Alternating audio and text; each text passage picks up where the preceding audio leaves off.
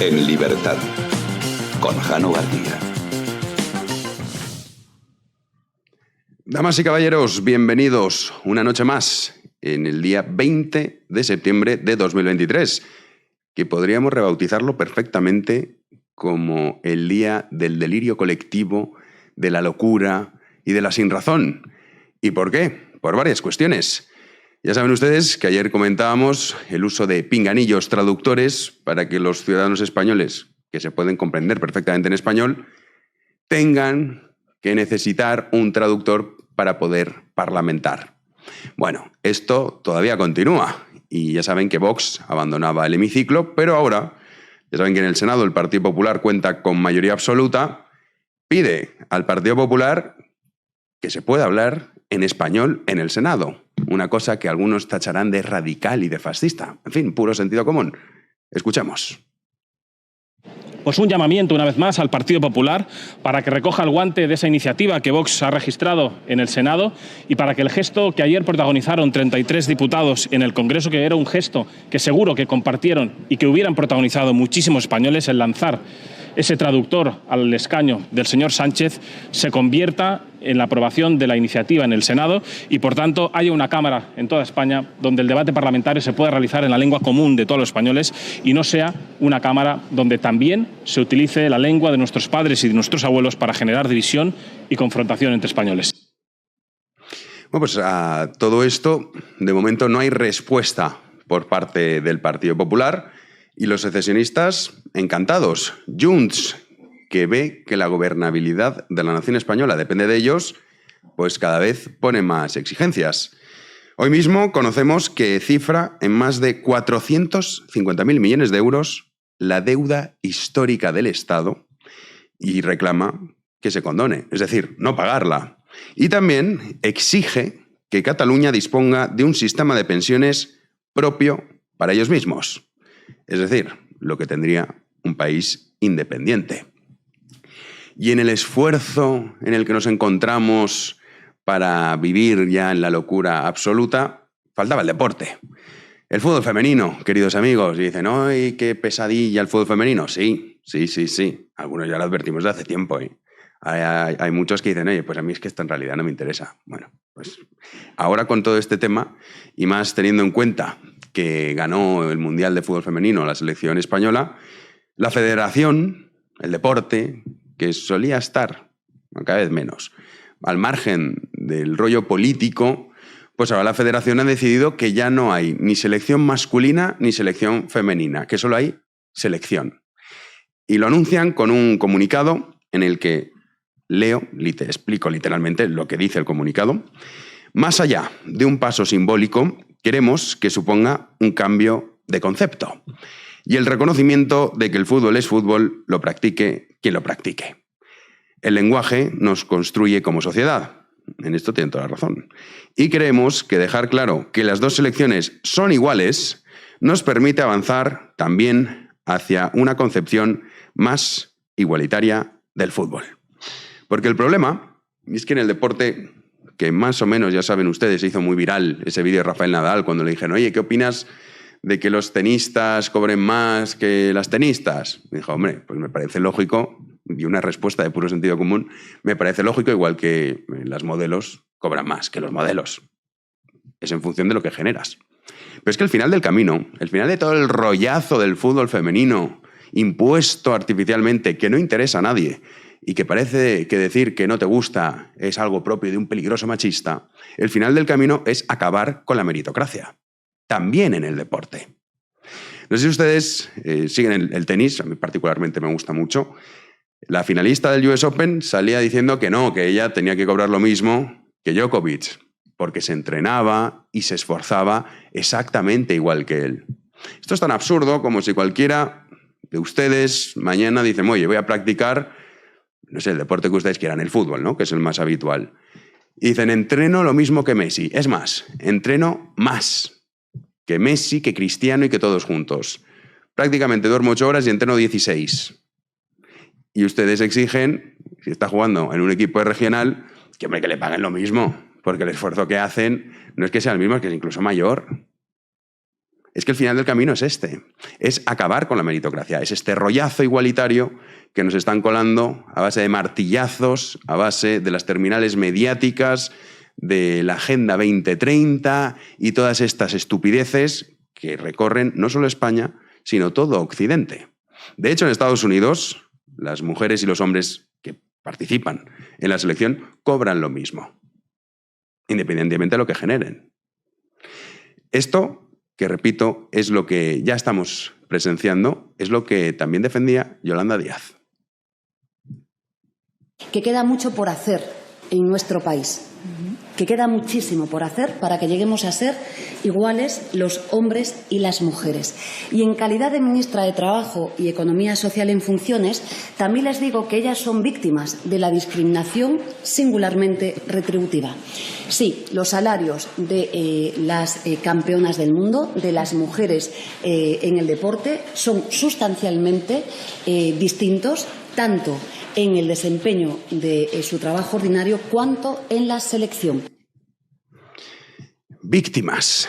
Lo que somos víctimas es de la estupidez, de la imbecilidad, de la irracionalidad. De eso es de lo que somos víctimas. Yo propongo que lo hagan mixto. Si tienen bemoles, oye, si somos iguales, vale, mixto. A ver cuántas jugadoras están en primera, en segunda B, en regional o en tercera. Segunda B no sé ya si existe, en mi época sí por lo menos. Ahora no sé si lo habrá cambiado. Ha cambiado todo tanto en el fútbol que ya uno se pierde. Pero es que si de verdad van con este rollo, vale, te lo compro. Mixto. Olimpiadas mixtas, por ejemplo. Somos iguales, ¿no? ¿Qué más da? Que los 100 metros lisos corran hombres y mujeres. A ver cuántas mujeres llegan a la final. Salto de longitud, lanzamiento de peso. Porque es que esto, además, es curioso, ¿eh? Vuelve... Claro, nosotros somos víctimas, como decía, de la estupidez, pero siempre hay conatos intentos de vender estas soflamas. Ya en el año 98, en el Abierto de Australia, concretamente, las hermanas Serena y Venus Williams decían que no, que oye, que ellas podían competir perfectamente en el circuito masculino. Sí, claro que podemos. Y entonces dijeron, bueno, pues vamos a hacer el experimento. En fin, no hacía falta, ¿no? Pero dijeron, vamos a hacerlo. Y entonces se prestó ahí voluntario un hombre, búsquenlo porque era todo un personaje, Carsten Brass, alemán, número 203 del mundo. Bueno, pues el tal Brass era un fumador empedernido, pero empedernido. Fue al partido contra las hermanas Williams fumándose más de 15 cigarros antes de empezar el partido y 1 litro de cerveza. Se plantó allí y las arrasó. 6-2, 6-1 fue el resultado. Claro, ya las hermanas Williams dijeron, bueno, pues a lo mejor nos hemos venido arriba. Y el propio jugador declaró lo siguiente: no tendrían oportunidad contra cualquiera de los 500 mejores, porque hoy jugué como el 600. Esta es otra liga. Pero no, nos dicen que el fútbol es fútbol, el tenis es tenis, lo practique quien lo practique. Hombre, sí, pero no tenis al máximo nivel. Porque el tenis al máximo nivel, igual que el fútbol al máximo nivel, solo lo pueden practicar los hombres. Por cuestiones biológicas, y es que esto no es una cuestión debatible ni opinable, por cuestiones de la naturaleza humana. Del mismo modo que hay otras prácticas deportivas en las que las mujeres son superiores a los hombres. Pero no, aquí las religiones de Estado se tienen que imponer y nos tenemos que comer esta matraca y este show nauseabundo en un mundo en el que cada vez nos obligan a abrazar los cambios más indeseables. Y aunque quedemos 1, 2 o 3 negando estos cambios y estas premisas falsas, nosotros seguiremos defendiendo la verdad. Y la verdad es que el fútbol es fútbol, lo practique quien lo practique, sí, pero el fútbol al máximo nivel solo lo pueden practicar los hombres. ¡Comenzamos!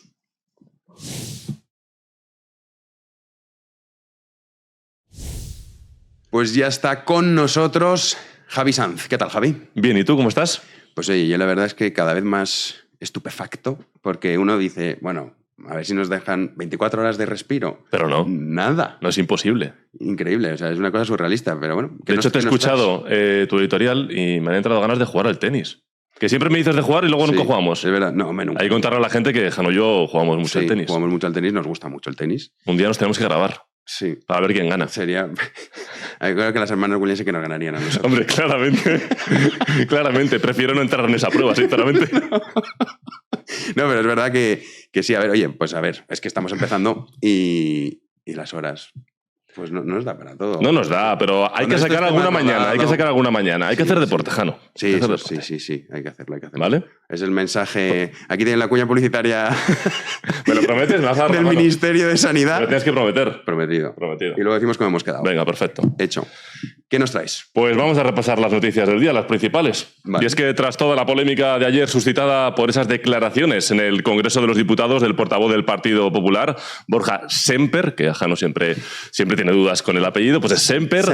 Tanto incluso que ha habido críticas, Jano, internas en Génova. Se están filtrando en diferentes periódicos que están estupefactos, ¿no? con las declaraciones ayer de Borja Semper en euskera. Pues bueno, hoy ha ido al programa de Alsina en Onda Cero y ha intentado explicar por qué lo hizo. Así que vamos a escucharle. Muy bronco. Y yo lo que intenté hacer ayer es, además de señalar todo esto, también evidenciar dos cosas. Primero, que por mucho que quieran e insistan los nacionalistas y los independentistas, las lenguas cooficiales no son patrimonio de ellos, son patrimonio de todos los españoles, porque el euskera, entre otras lenguas cooficiales, es una lengua española. Yo me niego, como me he negado siempre, a aceptar que el euskera, el valenciano, el catalán o el gallego sean lenguas propias de los nacionalistas y de los independentistas. Y yo creía que ayer era también un buen momento para evidenciarlo. Bueno, pues ya lo hemos escuchado. Viene a decir Borja Semper que las lenguas cooficiales son de todos, pero bueno, eso ya se sabía. Vamos, de hecho, mira, yo como valenciano te puedo poner el ejemplo, el himno de la Comunidad Valenciana, que es precioso y nunca ha tenido la connotación, no, el himno de la Comunidad Valenciana es de los nacionalistas. De hecho, todo lo contrario. Luego también mi pobre pueblo también se transformó en una cosa delirante con Compromís y todas estas cosas. Ahora parece que recuperamos un poco el sentido. ¿No echas de menos Valencia?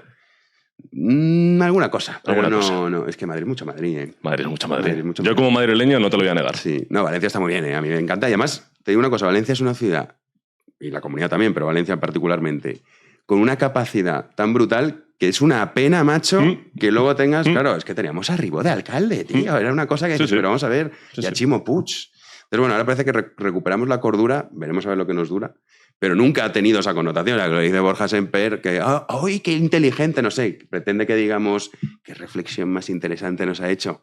No nos habíamos percatado, pues ya lo sabemos. Yo creo que no era el momento, ¿no, Jano? No, a ver. Por eso las críticas desde Génova. No es el momento, es que al final, o sea, lo que estás haciendo es un debate que prácticamente lo puedes defender de mil maneras, hacer el ridículo más espantoso y sobre todo contradecir que es la portavoz, Cuca Gamarra, que salía ahí, que no se cumple el reglamento, lo que decía Miguel ayer en la tertulia, ¿no? Que estos les asaltan y dicen, a ver, un momento, me has asaltado la casa, pero no has cumplido... Con el tanque, recuerda. Sí, llega un tanque, pero no has seguido los procedimientos legales. Más o menos. Y dice, vale. Entonces, pues al final dices, es una cosa estúpida que lo que da es que se hable de él y no de... Y de la división interna del partido, porque recordamos incluso que Cayetana Álvarez de Toledo ni aplaudió a Borja Semper ayer en el Congreso. Me encantaría saber la opinión, de verdad, sincera, de Cayetana sobre... Me la imagino, ¿eh? O sea, hay que invitar a Cayetana un día, Jano. Sí, pero eso no te lo va a decir. ¿Por qué no? Cayetana, porque Cayetana, al fin, cuando uno está en un partido político, un partido político es una secta, ¿eh? Todos. Sí. Todos sin excepción. Entonces, claro, al final la libertad uno la pierde. Pero está invitada. Dentro de eso, hombre, sí, Cayetana. Oye, además le tengo mucho aprecio, la verdad. Sí, es una mujer muy valiente, muy válida, y estoy convencido de que la opinión que tiene... Sí, seguro. Su imagen es muy llamativa, ¿no? Directamente no aplaudió, o sea, eso ya marca mucho. Sí, bueno, es que el PP tiene... Como no saben qué son, y ahora pensaban que iban a llegar al poder sin hacer nada, han visto que no, y ahora ¿qué hacemos?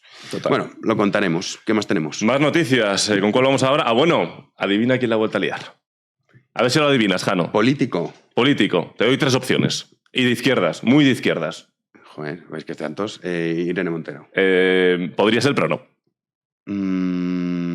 ¿Ha vuelto Carmen Calvo? No ha vuelto Carmen. Bueno, no sé si ha vuelto, pero no, tampoco. Te estás acercando. Es mujer, te doy otra pista. Venga, que es muy fácil. La que siempre está en el meollo, en el centro del huracán. Ah, bueno, Pam. Efectivamente. Es que a mí me cae bien. Efectivamente. Eso me lo tienes que explicar. Sí. ¿Por qué te cae bien? ¿Lo quieres explicar ahora? Sí, sí. Pues venga, por favor, explícalo, porque a mí me dejas a cuadros. No. A mí no me cae bien, pero me entiendo que a ti... Bueno, no lo entiendo. Claro, a ver, obviamente no comparto sus locuras, pero me da pena, macho. No sé, es que cada vez soy más cristiano. Entonces, claro, la compasión, yo me la imagino a ella, típico, pues que viendo Sexo en Nueva York o estas típicas películas románticas diciendo, ¿por qué esto no me ha pasado a mí? ¿No? ¿Por qué ningún hombre me ha tratado así mientras se come un helado de Häagen-Dazs? Entonces, y con una bolsa de patatas. Tal, y, claro, ¿Pero, ¿y por eso te cae bien? y me da pena, tío. Digo, pobrecita, pero estoy convencido que lo suyo es eso, ¿no? Igual que es maldad lo de Irene Montero y está. Lo suyo yo creo que es como revancha. Es decir, los Revancha. hombres, Sí, te lo puedo comprar. no me habéis atendido como yo Te lo creía puedo que me comprar. habías atender. Y entonces, pues ahora tiene ese problema. Entonces, claro, no me puede caer mal. Pues Al final. quizás, por lo que acabas de describir, se pueden entender las declaraciones de Pam, la secretaria de Estado de Igualdad, que bueno, pues esta vez ha venido a decir que saludar con 2 besos a una mujer es una muestra de la, abro comillas, cultura sexual de impunidad y de falta de consentimiento. Héctor, dentro. Muchísimas mujeres hemos sido besadas sin nuestro consentimiento. Desde que eres pequeña, cuando llega ese hermano del amigo de tu padre raro que te dice, dale 2 besos, y tú dices de pequeña, yo no le quiero dar 2 besos, y en cambio sí los das. Esto forma parte también de la cultura sexual en la que hemos crecido, que es una cultura de impunidad y de falta de consentimiento. A lo mejor a las mujeres ya no nos apetece que cuando conocemos a un hombre le tengamos que dar 2 besos y queremos darle la mano como también se lo puedo dar a otro hombre. Es y son curioso. estas cuestiones, el cuestionar eso que es de toda la vida y que muchas veces ha situado a las mujeres en una posición de subalternidad, lo que el feminismo se atreve a hacer. Es curioso, Jano, porque yo recuerdo que de pequeño a mí también me daban muchos besos. Las amigas de mi madre... ¿Qué tal, Javitín? Pequeñín, sí, te dan 2 besos. sí. Ahora, por ejemplo, muchos chicos homosexuales se saludan con 2 besos también. Sí. No pasa absolutamente nada. No pasa nada. Pero Pam dice que nosotros no. Ya. Que no podemos saludar a una niña pequeña con 2 besos porque, claro, A ver, y es que una niña pequeña le das la mano, ¿no? Le das 2 besos a una niña de 5 años. dependiendo. Joe Claro, le Biden, toca Joe la Biden siempre le da 2 besos. Yo creo que le toca la cabecita, ¿no? O algo así, ¿no? Bueno, toca la cabecita, pero bueno, ¿Y si qué tal? ya No sé dan, qué. no sé, 2 besos a una niña de 12 años o a, Sí, no eso sé, una sí, amiga bueno, de ya, 25, 30, sí. no sé. No Sí, no, veo maldad ninguna. O sea, No, ver claro maldad que no. ahí No, yo pero- creo que es un pero problema. te digo yo de verdad que a Pam le ha pasado esto. Y por eso, de verdad, no te lo digo completamente en serio, ¿eh? Sí, sí, No es coña. una especie de Y además, revanchismo. sí, se le nota, porque, o sea, a los otros se veis que es maldad. Dices, esta es pura maldad. Pero a Pam la es que dices, no, o sea, es, pues eso, revancha. Entonces yo creo que lo que debería hacer es convertirse al cristianismo, como primer punto. Creo que este vídeo se va a volver muy viral, muy viral. Yo, de verdad, sería más feliz. Y empezar, bueno, eso, a dar una segunda oportunidad. Que no sabemos qué hombres has conocido, pero de verdad que no somos así, hombre. Héctor, Que no se somos está así. riendo Héctor también por ahí por detrás, la verdad. No, pero tú te ríes, pero estoy convencido que lo suyo, ojalá algún día, a mí me encantaría poder conocer a Pam y traerla aquí un día y que nos lo contase. Pues Oye, Pam, ¿por qué eres así? Pam, estás invitada. Sí. Díselo, Jano, a la cámara No, directamente. invitadísima. Claro, por favor. Pero un programa especial solo para Pam. Pero no sé si vendrá. Y entonces, pues sí, es que ya no tampoco la puedes tomar muy en serio, Ya. ¿no? Pobrecita. Bueno, venga, que nos enrollamos y hay más temas. Sí, sí, hay Seguimos. temas. Sí. Temas internacionales. Vamos a hablar de la Asamblea General de las Naciones Unidas, que como hablamos ayer, se ha celebrado en Nueva York este lunes y martes, y más allá, bueno, del discurso de Joe Biden, de la presencia también del presidente ucraniano Zelensky, de la ausencia de Vladimir Putin y de Xi Jinping. El presidente de El Salvador, Nayib Bukele, también ha sido protagonista, y por estas declaraciones que vamos a ver a continuación, ya que le han criticado muchas veces por sus medidas contra las bandas en El Salvador, y él ahora dice lo siguiente en la ONU. La gente ya puede caminar por las calles que por mucho tiempo estuvieron prohibidas por las pandillas. Los negocios ya no pagan extorsiones. Los niños ahora pueden salir a jugar a los parques sin miedo a que los recluten o los maten. Son cosas que a algunos de ustedes les sonarán como básicas o cotidianas, ir a jugar al parque, salir a las calles. Pero en nuestro país no existían. Nos criticaron y condenaron por cada una de las decisiones que tomamos en aquel momento. Hoy vengo a decirles, ese debate se acabó. Las decisiones que tomamos fueron acertadas. Ya no somos la capital mundial de la muerte y lo conseguimos en tiempo récord. Hoy somos un referente de seguridad y nadie lo puede poner en duda. Pues ahí lo veíamos muy directo, sobre todo a sus críticos, ¿no? Porque además también es curioso, Jano, que este tipo de discursos, por ejemplo, en los medios de comunicación no se trate.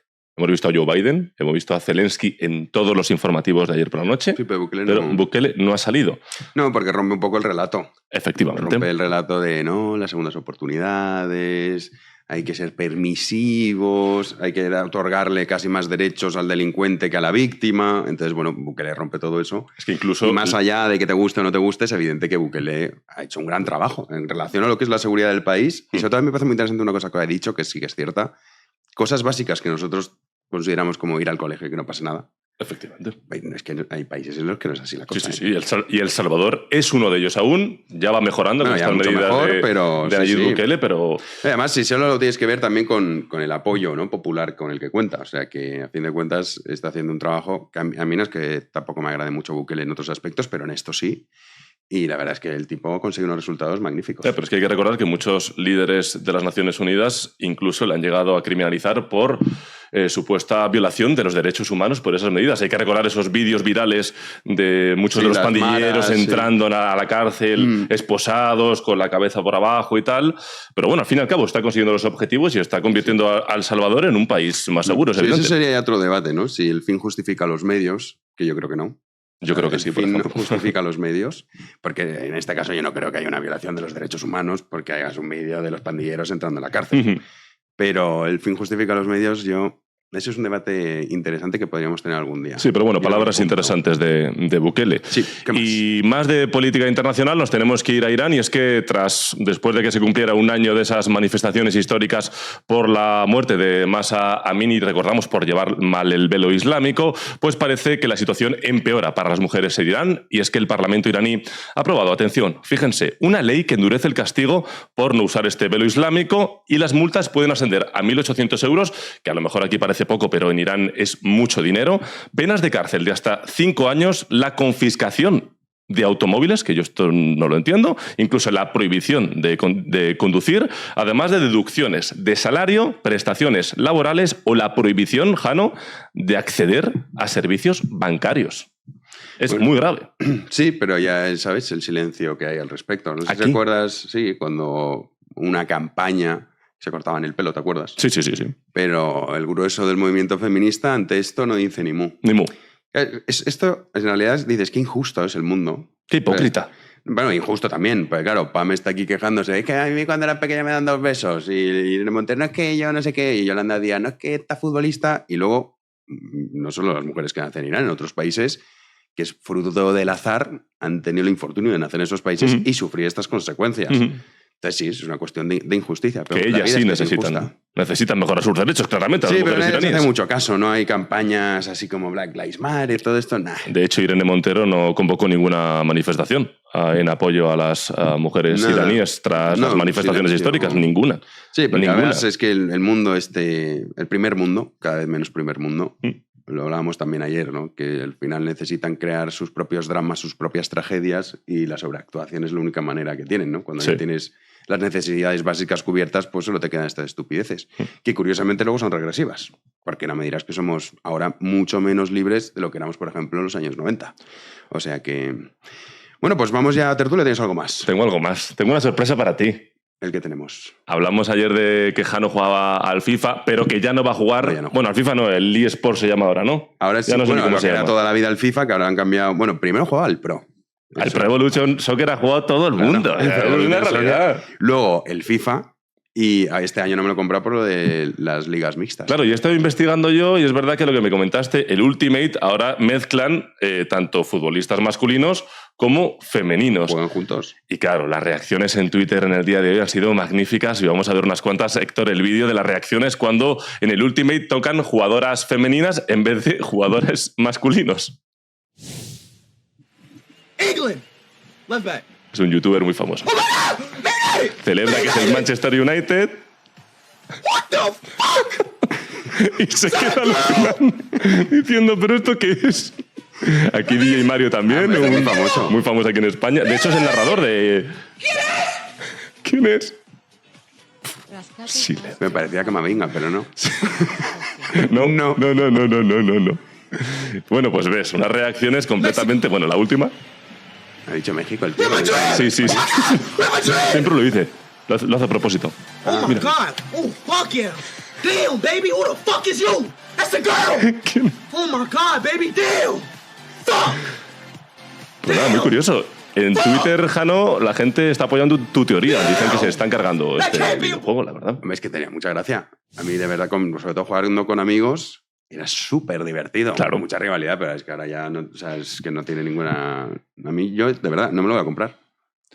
Pero me molesta la imposición. Es que eso me molesta. Es que es tremendo. O sea, es que hay cosas que al final dices, mira, solo porque me obligas a hacerlo no lo voy a hacer. Es Incluso que, aunque me parezca bien, no lo voy a hacer, solo porque me estás obligando. Vivimos en una distopía, te están obligando a que te guste algo que no te gusta. No, pero... Y lo consiguen, ¿eh? Y no pasa nada, o sea, no pasa nada porque no guste el fútbol femenino. Habrá gente que le guste el fútbol femenino y habrá otros que no le guste el fútbol femenino. Y no pasa nada. Es que no puedes tener No hay que libertad. calificar eso de machista ni nada por el estilo. Acuérdate Pero no hay que hacerlo. cuando empezó el rollo esta de la futbolista del piquito y tal, que primero iban pasando lista de, a ver, este se ha pronunciado, este tal, Sí. Ay, uy, este no ha dicho lo que el relato. Y lo Señalaban. señalaban a Carvajal hace poco. Pero ¿te acuerdas cuando a Rafael Nadal? También. Que lo señalaban por no pronunciarse. O sea, tenía que tener la obligación de pronunciarse y encima, por supuesto, a favor del relato. A Nadal, Gasol... No, Gasol sí que se pronunció a favor. Fernando Alonso. Gasol sacó en plan un comunicado de me sentí... Al no final sé qué sí, es verdad. tontería, Es dijo verdad, que, es a ver, verdad. yo lo entiendo que tienes 200.000 fundaciones que te tienen que chutar pasta, que compres el relato, pero es una cosa lamentable y patética. O sea, ¿a quién pretenden engañar? Si es que ni siquiera cuando dieron, el otro día lo hablamos, las medallitas estas que daban, se equivocaban las jugadoras... Porque es que El no gobierno, pero es que ni se las de los saben. nombres. Pero es que ni se las saben. O sea, tú dices, a ver, el mayor defensor que quieras coger del fútbol femenino, dime la alineación. Ni idea. Las 11. Ni idea. Pues ya está. Ni idea. Pues este es el tema. Es una hipocresía que a mí la verdad es que me repatea bastante. Pero bueno, es el mundo en el que vivimos. En fin, cerramos las noticias. Vamos con la tertulieta. Vamos con la tertulieta, que hay muchos temas. Hoy vienen con dos invitados, vamos a decir, que yo creo que juntos, no sé si han estado alguna vez, muy interesantes, y es como la reaparición de dos personas que estaban muy ausentes. Diferentes, pero que van a dar que hablar, ¿eh? Sí, yo quiero preguntarle una cosa sobre el fútbol femenino. Un articulazo que ha escrito uno de los que viene, que nos va a explicar el tema de los sueldos y todo esto para que veamos en qué mentira estamos habitando. Así que nada, vamos ya con la tertulieta. Pues ya está con nosotros dos invitados que estaban desaparecidos, pero eso no implica que no estuviesen presentes. Recuperamos, en primer lugar, a Manuel Llamas. ¿Qué tal, Jano? Qué placer, qué alegría. Ya la política se acabó. Bueno, la política... Bueno, activa, digamos. Estando, activa. Sí, la sí. política activa, sí. Hace una temporada, una legislatura entera en la Comunidad de Madrid, con 2 elecciones de por medio, una legislatura partido en 2. Y la verdad es que una experiencia maravillosa porque he podido participar en el gobierno más liberal de la historia de España, o al menos de los últimos lustros. Y con una gran satisfacción. Y es que también participé activamente, porque lo consiguió la presidenta Isabel, pero bueno, como yo formaba parte de su gobierno, participé activamente en la desaparición de Pablo Iglesias de la política activa, lo cual me congratula enormemente. Una enorme satisfacción de haber expulsado o haber participado mínimamente de la expulsión de ese cáncer para la política española. Bien, bien. Bueno, ya te tenemos... Empieza fuerte, empieza fuerte. Si no, es que claro, lleva 4 años ahí sí. aguantándose, diciendo esto no lo puedo decir, esto está... Una forma muy buena de empezar en libertad, la verdad. Y nuestro querido Pedro Insua. ¿Qué tal, Pedro? ¿Cómo estás? Muy bien, muchas gracias. Yo no tengo tanto entusiasmo. Sobre todo porque no creo que haya desaparecido. Lo das por muerto muy pronto. No sé yo, ¿eh? Política puede ser que sí, ojalá. Pero las ideas permanecen. Las ideas permanecen porque hay otros Pablo Iglesias que están esperando parecidos o peores. Entonces, bueno, yo no soy tan optimista en ese sentido, porque ahí está el podemismo que copa absolutamente la universidad, por ejemplo. Muy bien. La Complutense principalmente. La Complutense particularmente, o sea, la filtración de esa ideología es muy pregnante, ¿no? O sea, no es tan fácil que desaparezca, y si no está por Iglesias está otro parecido. Sí, eso es verdad. Sí, pero bueno, enhorabuena. Otros vendrán, pues a otros habrá que combatir. Vamos uno a uno. Pero tú ya lo harás desde, digamos, el sector privado, que ahora también estás flamante director del Juan de Mariana. Pues sí, muy contento. He vuelto a mi periódico, a Libertad Digital, a E-Radio, a la parte económica y política, como analista económico. Ahora te voy a preguntar sobre un artículo que has escrito en Libre Mercado Okay, pero bueno, sigue. Y desde el ámbito de los think tank, pues al frente del Instituto Juan de Mariana, montando un nuevo proyecto, un nuevo equipo para impulsar con fuerza las ideas de la libertad en un momento en el que creo que España lo necesita de forma acuciante, porque en eso sí estoy de acuerdo con Pedro, la izquierda nos invade. Determinada izquierda. La izquierda que no le gusta a Pedro en este caso. Exacto. Yo tengo que precisar siempre determinada izquierda. La peor izquierda, diría. La peor izquierda. La peor izquierda. Te voy a preguntar, Manuel, luego vamos contigo, Pedro, por el tema de lo de los pinganillos, porque me interesa mucho también conocer tu opinión sobre cómo se está intentando proyectar una imagen de una España dividida en la que no nos podemos ni entender entre nosotros. Pero es que justo leí un artículo, y como hemos empezado el editorial sobre el fútbol femenino, Manuel Llamas publicó un artículo que es ¿por qué las futbolistas deberían cobrar mucho menos de lo que ya ganan? Y entonces aquí explicas en este artículo que las jugadoras ganan mucho más dinero del que generan. Deberían cobrar la mitad si se aplicara el mismo criterio de la división masculina. Claro, decir esto hoy en día, Manuel, es una locura, que estamos peleando por la igualdad salarial y todo este rollo. El fútbol femenino es una burbuja. Es un artificio construido desde el punto de vista político.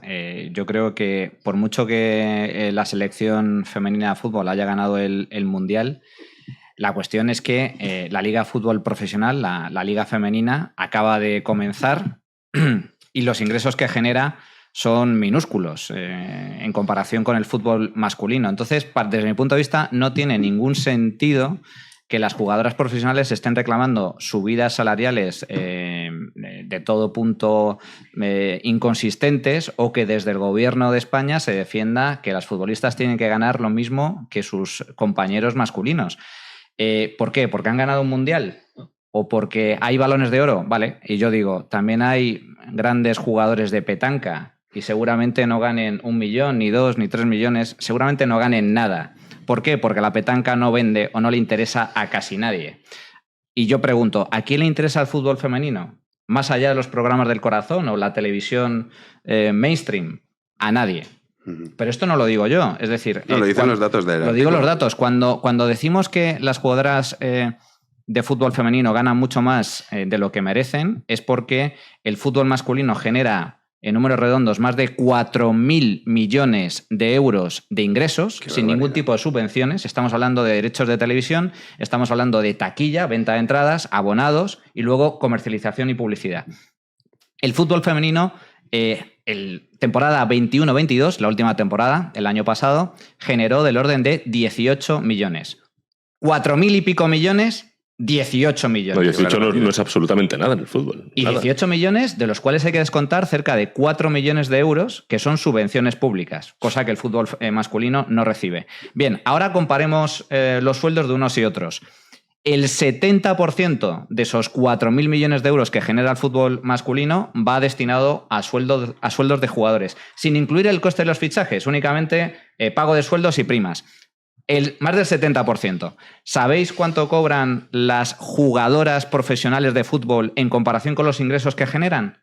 El doble. Más del doble, perdón. 192%. Entonces, están sobrepagadas. Sí. No ganan ni mucho menos lo que generan. Si aplicáramos el mismo criterio que se aplica a los jugadores masculinos, su sueldo se tendría que reducir a menos de la mitad. Es decir, que tendrían que cobrar muchísimo menos de lo que cobran ahora. Como digo, al final, ¿quién cubre la brecha? Esto es lo interesante. ¿Quién le está pagando el sueldo a las jugadoras profesionales, un deporte que no sigue casi nadie? Pues básicamente, sus compañeros, es decir, los futbolistas masculinos, porque son los que generan dinero, y en segunda instancia los contribuyentes. Es decir, todos nosotros estamos pagando el sueldo a unas deportistas que, por muy profesionales que sean, no generan interés en la inmensa mayoría de la población. Cuidado, a día de hoy. A lo mejor el día de mañana el fútbol femenino se convierte en algo absolutamente increíble que atrae masas. Oye, pues bienvenido sea. Sí, pero mientras me temo que no va a ocurrir, pero bueno, nunca sabes. Mientras no sea así, lo que no tiene sentido es que se le suba el sueldo o que el gobierno reclame subidas salariales o las propias jugadoras reclamen subidas salariales cuando no generan ni de lejos ese dinero. Pedro, ¿tú qué opinas sobre esto del tema de la equiparación salarial que llevamos escuchando mucho tiempo? Ahora, bueno, el deporte, que en principio podemos decir que todavía el resquicio de la meritocracia estaba vigente, cada vez vemos cómo se le ataca más, incluso se compra ese relato por parte de deportistas de élite, para ir hacia una equiparación salarial. ¿Tú cómo ves este tema? Hombre, pues una vez Nadal lo contestó bastante bien, una pregunta que le hicieron en este estilo, ¿no? Dijo que, bueno, las modelo femeninas cobran mucho más porque el negocio del modelaje femenino es mueve muchísimo más dinero. Bueno, solo hay que entrar en una gran superficie y ver todo el material que está dirigido, las mercancías, en estos términos, están dirigidos hacia la mujer y los que están dirigidos hacia el hombre en la primera planta de cosmética. Entonces, pues bueno, obviamente pues la mujer en modelaje va a ingresar mucho más. Entonces, pues bueno, aquí depende. El fútbol es un deporte también cuyo, como espectáculo, exige unas condiciones que, bueno, que el dimorfismo sexual ahí se nota un poco, en otros no tanto, ¿no? Pero ahí sí, es decir, pues en un campo que es más o menos el mismo desde el punto de vista reglamentario, sin embargo, el movimiento y la profesionalización ya del fútbol masculino, pues hombre, es que claro, son muchos años, además aparte de que físicamente las limitaciones de la mujer frente al varón en un deporte como el fútbol, porque en los deportes es donde el dimorfismo sexual sí que se nota, lógicamente, ¿no? Y en algunas profesiones también, como policía y tal, que lo vemos muchas veces. Bomberos en algunas escenas, ¿no? Que se ven, pues obviamente, es decir, pues no tiene que extrañar a nadie. Entonces, pues hombre, pues ahí la equiparación salarial pues no tiene mucho sentido, como no tiene mucho sentido las cuotas y demás. Es decir, la cuota precisamente lo que significa es una discriminación. Es decir, en profesiones que precisamente el dimorfismo sexual no interviene, por ejemplo la política, ¿a cuento de qué vas a poner 50-50? A lo mejor hay más mujeres que valgan más. Es decir, en cuanto al dimorfismo sexual, que está muy vinculado a profesiones de físicas o a deporte, al deporte, claramente, no actúa, que son un plantel un abanico enorme de profesiones, todo lo que no tenga que ver lo que llamaba Aristóteles las profesiones liberales, ¿no? Las que no tienen que ver con utilizar las manos, las serviles. Pues las liberales, todo eso, la mujer, pues ¿por qué, a cuento de qué va a tener que restringirse al 50%? Es que es completamente ridículo, porque eso nace de una especie de doctrina conspiranoica compensatoria en la que el varón, esta filosofía de la historia completamente disparatada, de la conspiración varonil o masculinizante o masculina contra la mujer secular, que ahora hay que compensar y que tenemos que pagar los varones actuales. O sea, menuda herencia, que es peor que el pecado de Adán. Es el pecado original. El pecado original, pero de verdad, este sí que... Pero este es de verdad. Este es de verdad porque lo estamos pagando, ¿no? Que se lo digan al expresidente de la Federación de Fútbol, Luis Rubiales. Luis Rubiales. No lo quería nombrar porque es innombrable, pero bueno. No se puede nombrar. Sí, se puede decir de la gana. Pero sí que es verdad que hay una cosa que a mí me parece muy chocante, y es que tú hablabas de ese ejemplo, ¿no? Y Suecia, que es uno de los países nórdicos que llevan mucho tiempo con estas leyes disparatadas. O bueno, mira, el ejemplo de Chile. Cuando hicieron todo el tema constitucional, la reforma, habían sido resultado electas más mujeres que varones, y tuvieron que echar a las mujeres para cumplir el 50-50. Es una cosa delirante. Es igual mirar hay para donde tienes que mirar. en las que hay muchas más mujeres que hombres. Claro. Carreras y profesiones. Y profesiones. En la administración pública, la presencia femenina es mayoritaria. Tú ves las oposiciones a jueces, a fiscales, a justicia, ya no digamos en sanidad, el tema de enfermería, incluso doctoras. Profesores, es decir, la presencia femenina y de primaria es todo el sector de cuidados, es decir, hay una presencia femenina absolutamente mayoritaria en comparación con los hombres. Entonces, ¿qué sentido tiene establecer cuotas? Es más, es que a mí el establecimiento de cuotas, de verdad, me parece un insulto hacia las mujeres. Sí, es un insulto total. Sí. Si tú, como feminista, entrecomillado, estás defendiendo que para que una mujer pueda alcanzar sus objetivos necesita el establecimiento de cuotas, estás insultando la inteligencia y la capacidad de las mujeres. ¿Por qué quieren ahora establecer también cuotas, ya no solo en el ámbito político, también en el ámbito empresarial? Es que quieren establecer cuotas en los consejos de administración de las empresas. Pero bueno, dejad a las mujeres en paz. Dejad a las mujeres libres. Hay mujeres que priman su vida familiar sobre su vida profesional. Hay mujeres que no le interesa. Igual que lo hacen varones. Hay mujeres que tienen y se ganan el puesto por mérito propio y llegan a los máximos niveles de responsabilidad a nivel empresarial, a nivel de consejos de administración, porque hay igualdad de oportunidades. Entonces, es más, en la enseñanza, y tú que trabajas en el ámbito de la enseñanza, Pedro, sabes que normalmente las mujeres suelen sacar mejores notas que los hombres. Tienen más carreras universitarias en muchos casos, menos en temas de ciencias y tecnología, sí, pero cuidado, porque ellas lo escogen, porque no les interesa. Es más, hay un estudio muy interesante de en países menos desarrollados hay mayor presencia de mujeres en ese tipo de carreras. ¿Por qué? Porque lo ven como una mejor posibilidad de salida para independizarse o salir del país.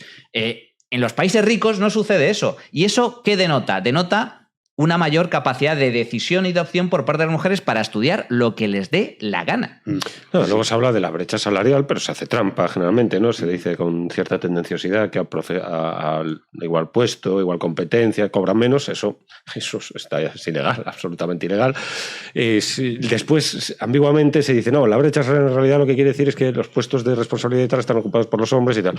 Bueno, ahí hay una cuestión sociológica también, pues posible, más o menos arrastrada, en el que efectivamente pues las mujeres se han visto no obligadas, sino abocadas muchas veces o de manera voluntaria a pues digamos ejercer de madres o en el ámbito doméstico. Y oye, yo si tuviera la oportunidad como profesional de estar una temporada con mis hijos en lugar de estar trabajando, pues a lo mejor lo cogía. Es decir, otra cosa diferente es que, como yo he visto también, abusos. Es decir, por ejemplo, interesarse en las empresas por las mujeres en edad núbil, digamos, no contratarlas frente al varón, por la posibilidad de un novio, quedarse embarazada. Eso también es así. Y ahí es donde creo que tiene que actuar el Estado, precisamente. El Estado tiene que contemplar, tiene que tener un plan de crecimiento poblacional, de generación, de pensar en las generaciones futuras. Y la única institución que genera nuevas generaciones es la familia. Entonces ahí tiene que haber apoyos, ahí sí, apoyos del Estado para compensar esa posibilidad, esa situación, y a las empresas que contratan embarazadas o mujeres en edad núbil, en edad con la posibilidad de quedarse embarazadas, pues subvencionarlo, ahí sí, subvencionar eso, porque la extinción poblacional, que no haya generaciones, se extingue el Estado también, y se extinguen las empresas y se extingue todo.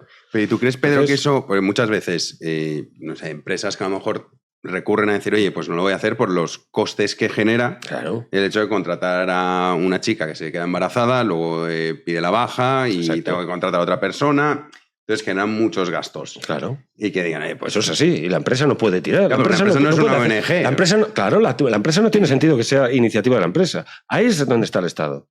Ya sé que vosotros el tema del Estado, pero ahí es donde tiene que ir el Estado, no la empresa. La empresa, ¿cómo va a contratar a una persona con la que sabe que puede perder dinero? Tiene que contratar a otra, tiene que pagarle la seguridad social, pagarle la baja. A lo mejor no puede sostenerlo, y mucho menos las pequeñas y medianas empresas, o particularmente las pequeñas empresas. ¿Cómo va a contratar?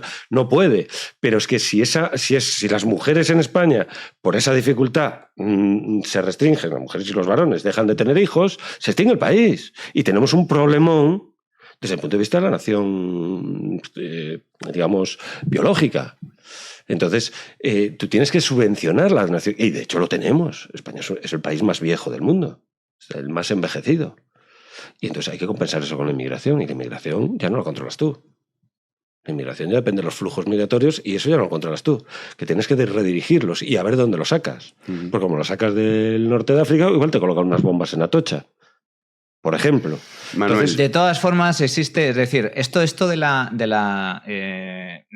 baja tasa de natalidad no es algo exclusivo de España, ni mucho menos. Es algo generalizado en todos los países desarrollados. Yo creo que ahí juegan una serie de factores culturales, pero también desde el punto de vista económico. Hay que recordar que una de las... Bueno, es que fue antes de ayer. Es que a principios del siglo XX la tasa de mortalidad de de los menores, de los niños, era muy alta. Es decir, había... tasa de mortalidad infantil. La tasa de mortalidad infantil era muy alta y como consecuencia de ello, digamos que la familia tendía también a tener un mayor número de hijos que luego, por otro lado, eran vistos como un activo en el sentido de que los niños también empezaron a trabajar mucho antes para aportar a la familia. Es decir, era una mentalidad totalmente diferente. El problema de la falta de niños es algo absolutamente generalizado en todas las economías desarrolladas. Y efectivamente vamos hacia un pico poblacional que se va a producir en las próximas décadas como consecuencia del crecimiento demográfico en los países que están en vías de desarrollo. Estamos hablando de India, estamos hablando de África, estamos hablando... Pero luego tenderá a caer.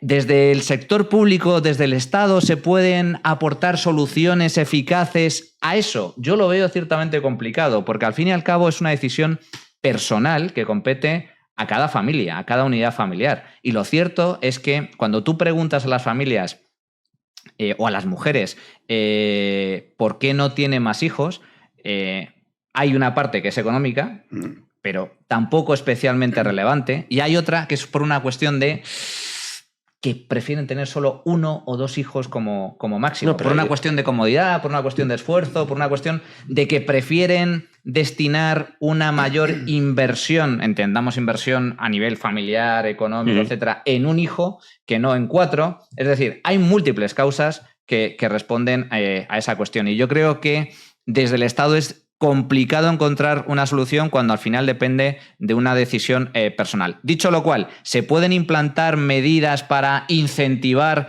la contratación de mujeres? Sí, y a lo mejor mediante reducción de impuestos para facilitarle la vida al empresario sería una fórmula. Pero el establecer grandes permisos de maternidad, etcétera, no creo, o incluso igualar los permisos como ha sucedido recientemente en España, al fin y al cabo el empresario ve también una problemática en eso, ¿no? En el sentido de que va a tener que cubrir esa baja o ese permiso durante más tiempo, tiene un coste añadido, etc.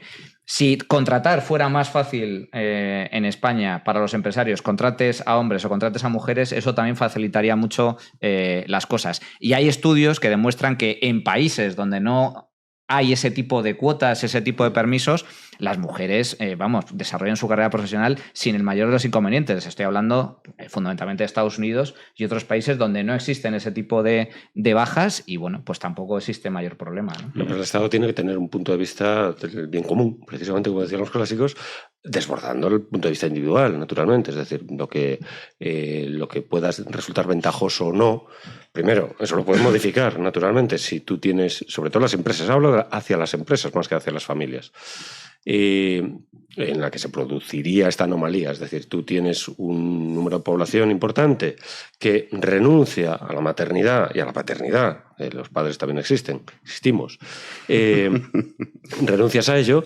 El tema laboral es importante y por supuesto que en todo Occidente, y no solamente en Occidente, el único lugar en que no hay invierno demográfico es en África subsahariana. El resto del mundo está todo, incluyendo China, incluyendo una crisis demográfica del copón, etcétera, ¿no? Tiene un problema muy gordo, porque con la ley del hijo único, hablabas de los hijos que decía Manuel Llamas, y acuérdate cuando si era niña, pues lo podían tener uno, las dejaban atadas a las farolas, una cosa de infanticidio femenino. Sí. Pero es un problema muy grande. Es decir, el Estado no puede generar nuevos individuos como no puede generar riquezas. La riqueza la generan las empresas. Y tú no puedes tener empresas o que dependan, digamos, del funcionamiento de esas empresas, que se produzcan anomalías legales constantemente, que no contraten por estar embarazadas, que no tal, porque eso también les perjudica.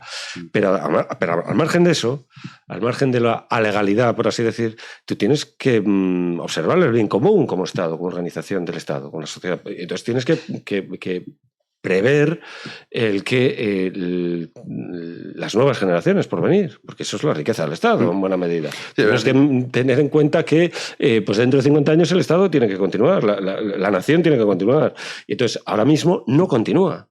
Ahora mismo la población, el crecimiento natural de España no da de sí para reproducir España otra vez. Que conste que cuanto, o sea, el crecimiento demográfico es muy positivo y yo soy muy favorable al crecimiento de la natalidad, porque cuantos más individuos haya en el mundo, al contrario de lo que piensan otros, que quieren acabar con el 90% de los hombres, porque es malo para el planeta. Es decir, genocidas, lo que se ha conocido toda la vida como genocidas. Bueno, pues esos ahora se llaman algunos ecologistas. ¿No? Entonces, no, es que el hombre es malo para el planeta. Entonces, ¿cuál es la solución para no contaminar? Acabar con el hombre. Acabar con la humanidad. Son el nuevo bicho a extinguir, ¿no? Dicho lo cual, yo soy todo lo contrario. Cuantos más hombres, mejor. ¿Por qué? Porque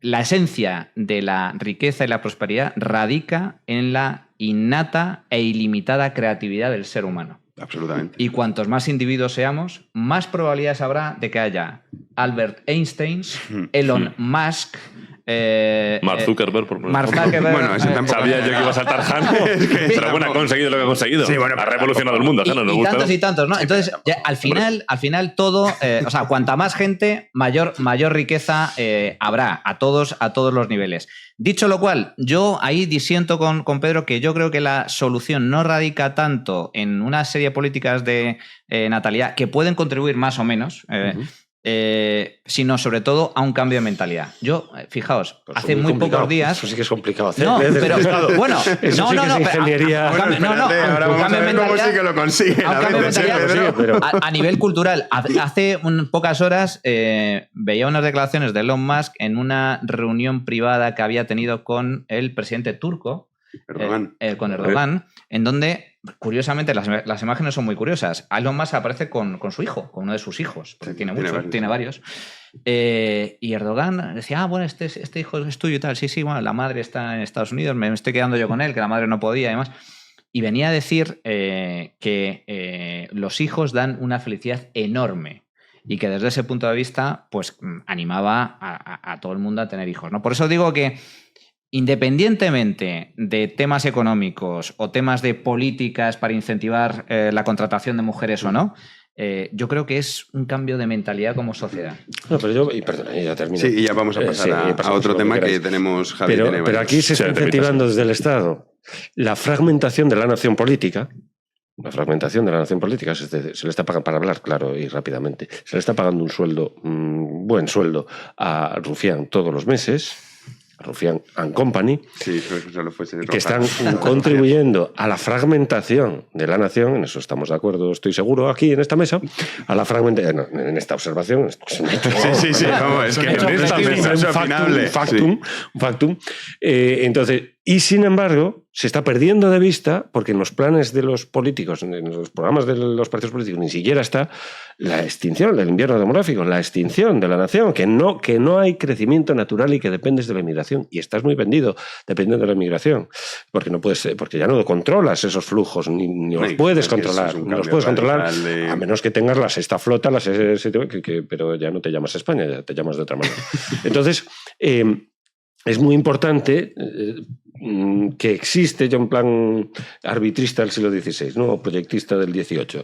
Es decir, todo ese dinero que va destinado a financiar el tiro en el pie que nos estamos pagando a toda esta gente, a Rufián and Company, se redirige hacia la promoción, incentivando a las empresas para que cuiden de que, pues, por ejemplo, las mujeres en edad núbil pues sean contratadas en iguales condiciones que el varón, porque ahí es verdad que no se produce, que eso no es así.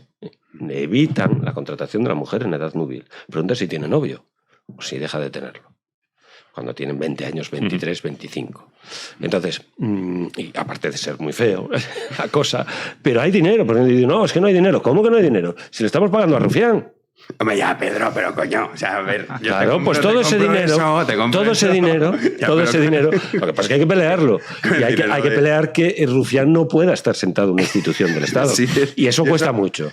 Cuesta mucho hacerlo entender, y cuesta mucho pelearte, y cuesta mucho que te señalen con el dedo y que te hagan pues sí, una caza bruja, sí, pero hablando que has dicho una cosa que me ha parecido muy relevante cuando dices el Estado, cambiar de mentalidad, que decía Manuel. Pero el Estado es muy difícil. Bueno. Cambio climático. Anda que no han cambiado la mentalidad de todos con el rollo, porque... Javi, tenemos última hora. De hecho, hablas del cambio climático y los márgenes de esa Asamblea General de las Naciones Unidas en Nueva York, pues el presidente de España, nuestro presidente Pedro Sánchez, ha anunciado que España, atención, hará una contribución de 225 millones de euros para el Fondo Verde para el Clima, también 20 millones para el Fondo de Adaptación y más de 17 millones de euros para la Agenda de Pérdidas y Daños, en ese marco de la Agenda 2030. Héctor, creo que tenemos el vídeo, vamos a escuchar a Sánchez. A ver si lo podemos reproducir. 262 millones en total. Es lo que ha puesto Sánchez. No, 200 en total. 262 millones. 250, sí. Más los 20 y los 17. 260 millones. Héctor, no entra el audio. Bueno, no podemos escuchar a Sánchez, pero vamos, al fin y al cabo ese es el titular, que va a destinar en torno a los 250 millones de euros para el Fondo Verde para el Clima en eso. Por ejemplo, podrían haber sido 400. Sí, estas cifras yo no sé nunca de dónde las sacan. ¿Por qué 262 y por qué no 300 o por qué no 215? O sea, esto... Los 215 a lo mejor en los saltamontes del... yo qué sé... del Mato Grosso, pues se salvan, ¿no? Sí, no, si quitas esa partida ya no se salvan, ya salvas a las ranas del Serengeti. Sí, puede ser. Por esto al final... Para empezar, hay que recordar, titular, Pedro Sánchez destina... hará una contribución. Es decir, nosotros. Ahora Pedro Sánchez hará una contribución. A ver, para mí el titular es Pedro Sánchez con nuestro dinero hará una contribución. Dinero destina 200 y pico millones de euros. ¿Para qué?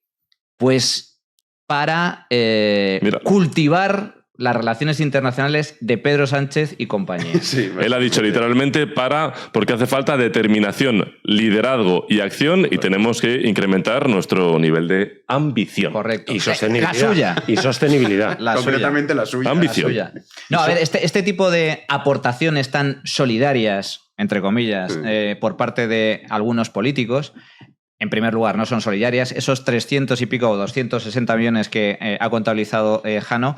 262. 262 justo. Proceden del sudor de nuestra frente. Proceden del trabajo diario de empresas y trabajadores que, generando riqueza y creando empleo, luego tienen que pagar una brutalidad de impuestos. Por lo tanto, ese dinero no es de Pedro Sánchez, ese dinero no es del gobierno español, ese dinero es de los españoles. Sí. Punto uno. ¿Para qué? Pues seamos sinceros, pero la realidad es tan triste como lo que es. Este tipo de aportaciones a organismos supranacionales sirven fundamentalmente para cultivar buenas relaciones a nivel personal entre los políticos que realizan la aportación y esos organismos, por multitud de intereses. Intereses a nivel político, a nivel de partido, a nivel de gobierno y, por lo tanto, de sus propios ministros. Y, en última instancia, y para mí, siendo Pedro Sánchez, cobra un mayor valor por puro interés personal de Pedro Sánchez. Hay que recordar que Sánchez tiene una clara vocación también a nivel internacional. Es decir, hace pocos meses, antes de las elecciones del mes de julio, se rumoreaba, se informaba de que Sánchez estaba buscando ya salida en un organismo internacional como pudiera ser la Comisión Europea, la ONU o cualquier otro tipo de organismo. O sea, hay que recordar que la carrera política en este tipo de profesionales es muy larga y si tarde o temprano te dan la patada a nivel nacional, este tipo de personajes no suelen conformarse con volver a ser meros diputados, soldados rasos, sino que tienen aspiraciones mayores. Proconsulados. Su santidad merece mucho más. Entonces, desde ese punto de vista, si has aportado un porrón de millones a organizaciones como la ONU o sus organismos aledaños, la Unión Europea y sus también entes... Todo ese entramado diplomático. Pues evidentemente tienes más papeletas a la hora de que te tengan en cuenta en caso de que quede alguna vacante libre y puedas salir seleccionado. O sea que también hay un gran gran componente de ambición e interés político personal por parte de Sánchez. No, y luego que todas estas organizaciones, claro, promovidas desde las Naciones Unidas, desde los organismos occidentales en líneas generales, ¿no?